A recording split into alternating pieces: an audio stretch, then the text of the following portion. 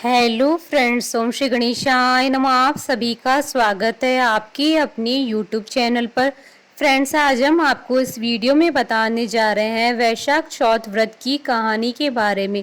Friends, video शुरू करने से पहले आपसे रिक्वेस्ट है, अगर आप हमारे चैनल पर नए हैं और आपने अभी तक चैनल को सब्सक्राइब नहीं किया है तो प्लीज़ सब्सक्राइब कीजिएगा हमारे चैनल को, साथ ही प्रेस कीजिएगा बेल आइकन को, जिससे नए वीडियो से रिलेटेड नोटिफिकेशन आपको तुरंत प्राप्त हो सके। और वीडियो पसंद आने पर वीडियो को लाइक और शेयर जरूर कीजिएगा ताकि सभी भक्तों को इस वीडियो का लाभ प्राप्त हो सके। और कमेंट बॉक्स में ओम श्री गणेशाय नमः जरूर लिखिएगा। फ्रेंड्स, अब आइए प्रारंभ करें वैशाख चौथ व्रत की कहानी।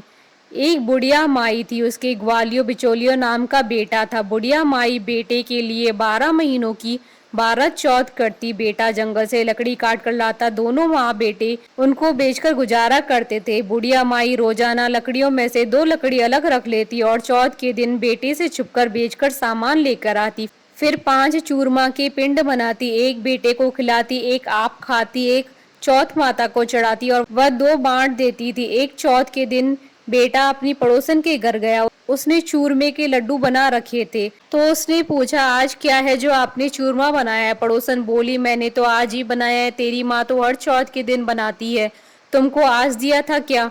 बेटा बोला, दिया तो था। पड़ोसन बोली कि तुम लकड़ियां लेकर आते हो जिसमें से तेरी माँ छुपाकर बेचकर चूरमा बनाती है। बेटा माँ के पास गया, बोला कि मैं तो इतनी मेहनत से लकड़ियां लेकर आता हूँ, तुम चूरमा बनाकर खाती हो, तुम मुझको छोड़ दो या चौथ माता को। तो बुढ़िया बोली, बेटा मैं तो तेरे लिए ही व्रत करती हूँ, सो तुमको भले ही छोड़ दूं, लेकिन चौथ माता को नहीं छोड़ सकती। तब बेटे ने घर छोड़ने का फैसला किया तो माँ बोली कि तुम जा तो रहे हो, लेकिन मेरे हाथ का ये आखा लेकर जा। तेरे ऊपर जो भी संकट आएगा चौथ माता और विनायक जी के नाम से इस अखे को डाल देना, संकट दूर हो जाएगा। बेटे ने सोचा कि यह तो झूठी बात है, लेकिन बात रखने के लिए ले लिया। घर से चला, थोड़ी दूर हो गई और देखता है कि खून की नदी बह रही है, कि दर से भी रास्ता नहीं था। तब उसने माँ के दिए हुए अखे को चौथ माता और विनायक जी का नाम लेकर नदी में डाल दिया और बोला, हे चौथ माता, अगर ये नदी सूख कर रास्ता दे जाए तो तुम सच्ची हो। इतने में ही नदी सूख कर रास्ता हो जाती है। थोड़े आगे चलने पर तो रात होने लगी और सुनसान जंगल आ गया। तब अखा लेकर बोला, हे चौथ माता, मुझे रास्ता मिल जाए, नहीं तो ये जानवर मुझे खाएंगे। इतने में ही रास्ता मिल गया। आगे एक राजा की नगरी आई। राजा हर महीने एक आदमी की बलि देता था। वह एक बुढ़िया के घर में गया तो देखता है कि बुढ़िया माई रोटी बनाते हुए रो रही थी। तब उसने पूछा कि माई, तुम क्यों रो रही हो? बुढ़िया बोली कि मेरा एक ही बेटा है, आज वो राजा की बलि चढ़ जाएगा, मैं ये रोटी उसके लिए बना रही हूँ। वो बोला कि माई, ये रोटी मुझे खिला दो, मैं तेरे बेटे के बदले चला जाऊंगा। माई बोली, रोटी खिला दूंगी, लेकिन तुझे कैसे भेज दूं? उसने उसे रोटी खिला दी। रात में सोते समय बोला कि राजा का बुलावा आए तो मेरे को जगह देना। आधी रात को बुलावा आया। बूढ़िया माई सोचने लगी कि पराए पूत से कैसे बलि चढ़ा दूं, पर इतने में ही वह जग गया और जाने लगा और बुढ़िया माई से बोला कि मेरी पोटली और लाठी रखी है। बुढ़िया माई सोची कि आज तक की कोई वापस नहीं आया है, कैसे आएगा? राजा का आदमी उसे साथ लेकर चला गया। वहां पर उसे कच्चे घड़े पकाने वाले कुंड अर्थात आवा में चुन दिया। जब वो चुना जा रहा था तो उसने अखा लेकर कहा कि हे चौथ माता, 2 संकट टाल दिए, ये भी तुम ही टालो।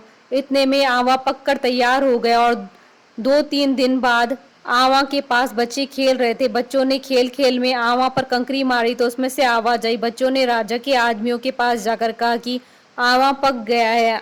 राजा के आदमियों ने सोचा कि 6 महीने में पकने वाला आवा इतनी जल्दी कैसे पक गया। उन्होंने ये बात राजा को बताई। राजा ने जाकर देखा तो सारे बर्तन सोना चांदी के कलश हो गए। वे बर्तन उतारने लगे तो अंदर से आवाज आई कि धीरे धीरे उतारना, अंदर मानस है। राजा ने सोचा कि इसमें से तो पहले तो कभी कोई ऐसी आवाज नहीं आई। राजा ने पूछा कि कौन हो तुम? तो उसने अंदर से ही कहा कि मैं तो वही हूँ जिसे आपने 3 दिन पहले इसमें चुनकर बलि ली थी। उन्होंने खोलकर देखा तो अंदर वही आदमी है जिसे 3 दिन पहले उन्होंने इस आवा में चुनकर बलि चढ़ाई थी। उसने सारी बात बताई, उसे महल ले जाया गया। राजा ने पूछा कि तुम कौन हो और बच कैसे गए? तो उसने कहा कि मेरी माँ चौथ माता का व्रत करती थी, उसी की वजह से बच गया। तब राजा ने कहा कि ये झूठ है, इसकी परीक्षा लेनी होगी। राजा ने 2 घोड़े मंगवाए, एक पर स्वयं चढ़ गया और दूसरे पर उसको चढ़ा दिया। उसके हाथों और पैरों में जंजीर डाल दी गई।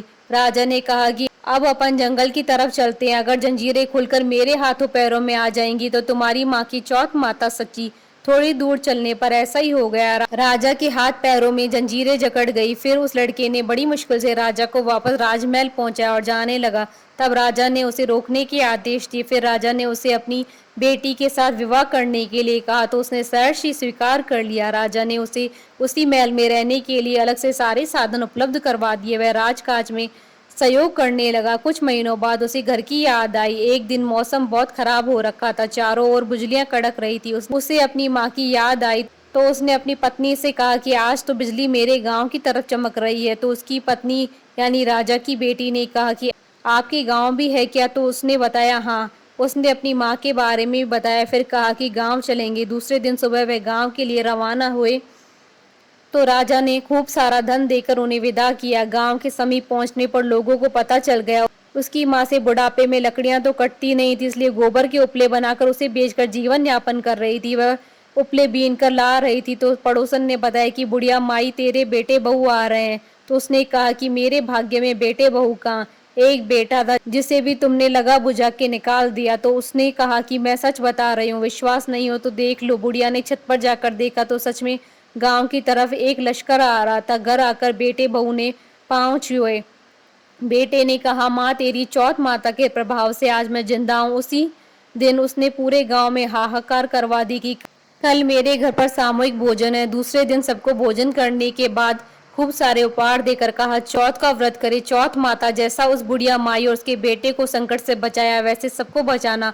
पढ़ने वालों को और सुनने वालों को और उसके परिवार को फ्रेंड्स, वैशाख मास संकष्टी चतुर्थी व्रत कथा शुभ मुहूर्त पूजा विधि का वीडियो आप देख सकते हैं हमारे चैनल पर। इसका लिंक आपको डिस्क्रिप्शन बॉक्स में भी मिल जाएगा।